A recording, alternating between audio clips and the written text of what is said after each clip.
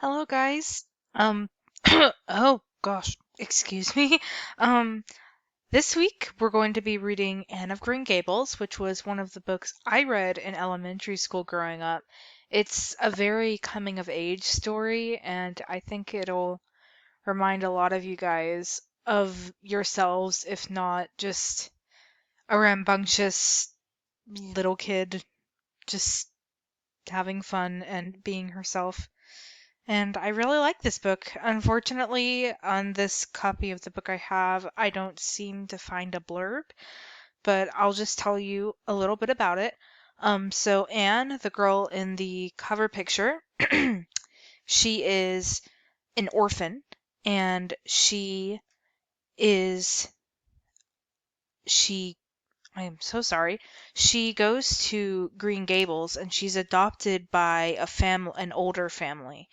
um, a mom, a woman, and her husband, and she lives at Green Gables. And they're like very proper people. They have like a reputation to uphold, and they're kind of stern. The mother is kind of stern and cold at first, but the father is just, he loves Anne and all of that. And she's just a very just original. She's very unique and very just her. She won't let anybody define or describe her. She's just very Anne. And there is a Netflix show adaptation of this book called Anne with an E. It's very good. You should go watch it. And this book is really good. It has a lot of books in the series about Anne growing up. So if you like this book, and I think you will like it, it's a very fun read. Then you should check out the series. So, yeah, let's get into it. Chapter 1. Miss Rachel Lynde is surprised. Miss Rachel Lynde lived just where the Avonlea main road dipped down into a little hollow, fringed with alders and ladies' eardrops, and traversed by a brook that had its source away back in the woods of the old Cuthbert place.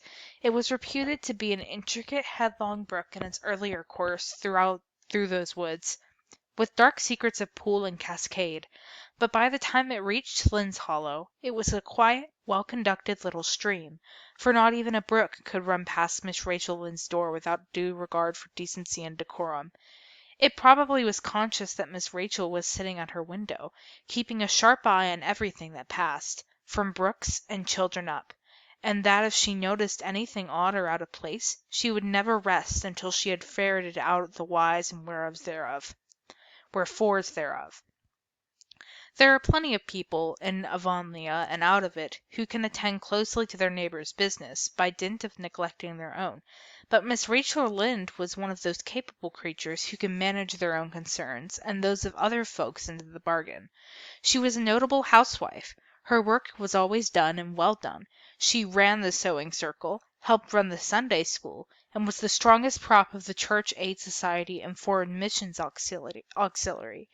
Yet with all this, Miss Rachel found abundant time to sit for hours at her kitchen window, knitting cotton warp quilts. She had knitted 16 of them, as Avonlea housekeepers were wont in to tell in odd voices, and keeping a sharp eye on the main road that crossed the hollow and wound up the steep red hill beyond.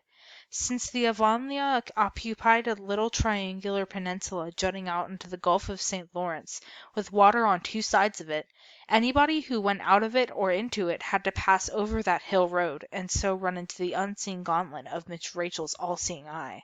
She was sitting there one afternoon in early June. The sun was coming in at the window, warm and bright. The orchard on the slope below the house was in a bridal flush of pinky white bloom, hummed over by a myriad of bees. Thomas Lynde, a meek little man, whom Avonlea people called Rachel Lynde's husband, was sowing his late turnip seed out on the hill field beyond the barn, and Matthew Cuthbert ought to have been sowing his on the big red brook field away over by Green Gables. Miss Rachel knew that he ought because she had heard him tell Peter Morrison the evening before in William J. Blair's store over at Carmody that he had meant to sow his turnip seed the next afternoon. Peter had asked him, of course, for Matthew Cuthbert had never been known to volunteer information about anything in his whole life. And yet, here was Matthew Cuthbert, at 3:30 on the afternoon of a busy day, placidly driving over the hollow and up the hill. Moreover, He wore a white collar and his best suit of clothes, which was plain proof that he was going out of Avonlea, and he had the buggy and the sorrel mare, which betokened that he was going a considerable distance. Now where was Matthew Cuthbert going, and why was he going there? Had it been any other man in Avonlea, Miss Rachel, deftly putting this and that together, might have given a pretty good guess as to both questions. But Matthew so rarely went from home to home that it must be something pressing and unusual which was taking him. He was the shyest man alive, and hated to have anyone having to go among strangers or to any place where he might have to talk. Matthew, dressed up with a white collar and driving in a buggy, was something that didn't happen often. Miss Rachel, ponder as she might, could make nothing of it, and her afternoon enjoyment was spoiled. "I'll just step over to Green Gables after tea and find out from Marilla where he's gone and why," the worthy woman finally concluded. "He doesn't generally go to town this time of year, and he never visits. If he'd run out of turnip seed, he wouldn't dress up and take the buggy to go for more. He wasn't driving fast enough to be going for a doctor. Yet something must have happened since last night to start him off. I'm clean puzzled, that's what, and I wouldn't know a minute's peace of mind or conscience until I know what has taken Matthew Cuthbert out of Avonlea today." Accordingly, after tea, Mrs. Rachel set out. She had not far to go. The big rambling orchard embowered house where the Cuthberts lived was a scant quarter of a mile up the road from Lynde's Hollow. To be sure, the long lane made it a good deal farther. Matthew Cuthbert's father, as shy and as silent as his son after him, had got as far away as he possibly could from his fellow men without actually retreating into the woods when he founded his homestead. Green Gables was built on the farthest edge of his cleared land, and there it was to this day, barely visible from the main road along which all the other Avonlea houses were so sociably situated. Miss Rachel Lynde did not call living in such a place living at all. "It's just staying, that's what," she said, as she stepped along the deep-rutted grassy lane, bordered with wild rose bushes. "It's no wonder Matthew and Marilla are both a little odd, living away back here by themselves. Trees aren't that much company, though dear knows if they were there'd be enough of them. I'd rather look at people. To be sure, they seem contented enough, but then, I suppose, they're used to it. A body can get used to anything, even to being hanged, as the Irishman said."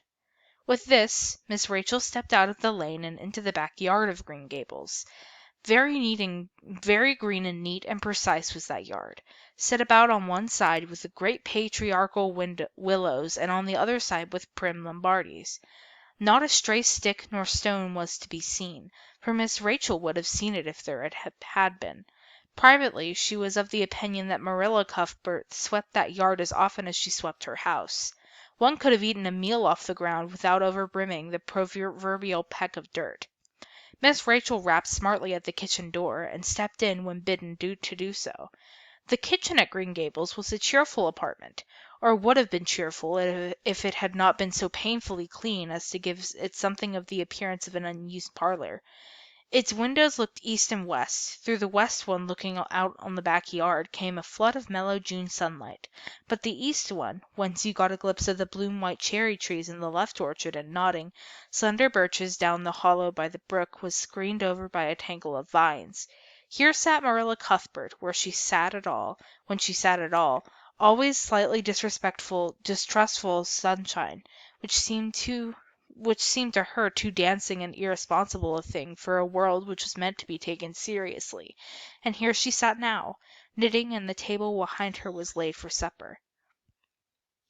Miss Rachel, before she even fairly closed the door, had taken a mental note of everything that was on the table.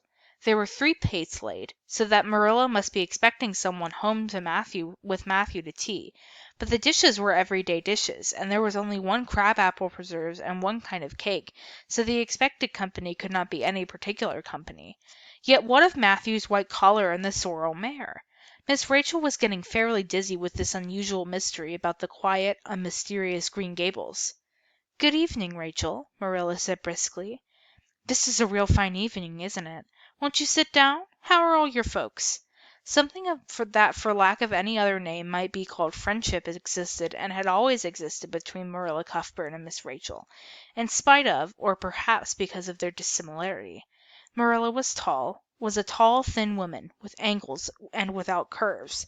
Her dark hair showed some gray streaks and was always twisted up in a hard little knot behind her head, with two wire hairpins stuck aggressively through it. She looked like a woman of narrow experience and rigid conscience, which she was, but there was a saving something about her mouth which, if it had been ever so slightly developed, might have been considered indicative of a sense of humor. "We're all pretty well," said Miss Rachel.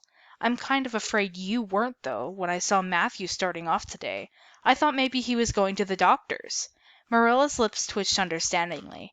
She had expected Miss Rachel up. She had known the sight of Matthew jaunting off so unaccountably would be too much for her neighbor's curiosity. "Oh, no, I'm quite well, although I had a bad headache yesterday," she said. "Matthew went to Bright River. We're getting a little boy from an orphan asylum in Nova Scotia, and he's coming on the train tonight." If Marilla had said that Matthew was gone to Bright River to meet a kangaroo from Australia, Miss Rachel could not have been more astonished. She was actually stricken dumb for 5 seconds. It was unsupposable that Marilla was making fun of her, but Miss Rachel was almost forced to suppose it. "Are you in earnest, Marilla?" she demanded when a voice returned to her. "Yes, of course," said Marilla, as if getting boys from orphan asylums in Nova Scotia were part of the usual spring work on any regulated Avonlea farm, instead of being an I am so sorry, instead of being an unheard of innovation. Miss Rachel felt that she had received a severe mental jolt. She thought in exclamation points. A boy? Marilla and Matthew Cuthbert, of all people, adopting a boy from an orphan asylum! Well, the world was certainly turning upside down. She would be surprised at nothing after this. Nothing. "What on earth put such a notion in your head?" she demanded disapprovingly. This had been done without her advice being asked, and must perforce be disapproved. "Well, we've been thinking about it for some time, all winter, in fact," returned Marilla. "Mrs. Alexander Spencer was up here one day before Christmas, and she said she was going to get a little girl from the asylum over in Hopetown in the spring. Her cousin lives there, and Mrs. Spencer had visited her and knows all about it, so Matthew and I have talked it off and on ever since. We thought we'd get a boy. Matthew is getting up in years, you know. He's 60, and he isn't so spry as he once was. His heart troubles him a good deal, and you know how desperate hard it's going to be to get hired help. There's never anybody to be had but these stupid, half-grown little French boys, and as soon as you do get one broken to your ways and taught something he's up and off into the lobster canneries or the States. At first Matthew suggested getting a home boy, but I said no flat to that. They may be all right. I'm not saying they're not, but no London street Arabs for me. I said, give me a native born at least. There will be a risk no matter who we get, but I feel it easier in my mind to sleep sounder at nights if we get a born Canadian. So in the end, we decided to ask Miss Spencer to pick us out one when she went over to get her little girl. We heard last week she was going, so we sent her a word by Richard Spencer's folks at Carmody to bring us a smart, likely boy of about 10 or 11. We decided that it would be best of age, old enough to be used in some doing chores right off, and young enough to be trained up proper. We mean to give him a good home and schooling. We had a telegram from Miss Alexander Spencer today. The mailman brought it from the station, saying that they were coming on the 5:30 train tonight. So Matthew went to Bright River to meet him. Miss Spencer will drop him off there. Of course, she goes on to White Sands Station herself." Mrs. Rachel prided herself on always speaking her mind. She proceeded to speak it now, having adjusted her mental attitude to this amazing piece of news. "Well, Marilla, I'll tell you just the plan and what I think you're doing a mighty foolish thing. A risky thing, that's what. You don't know what you're getting into,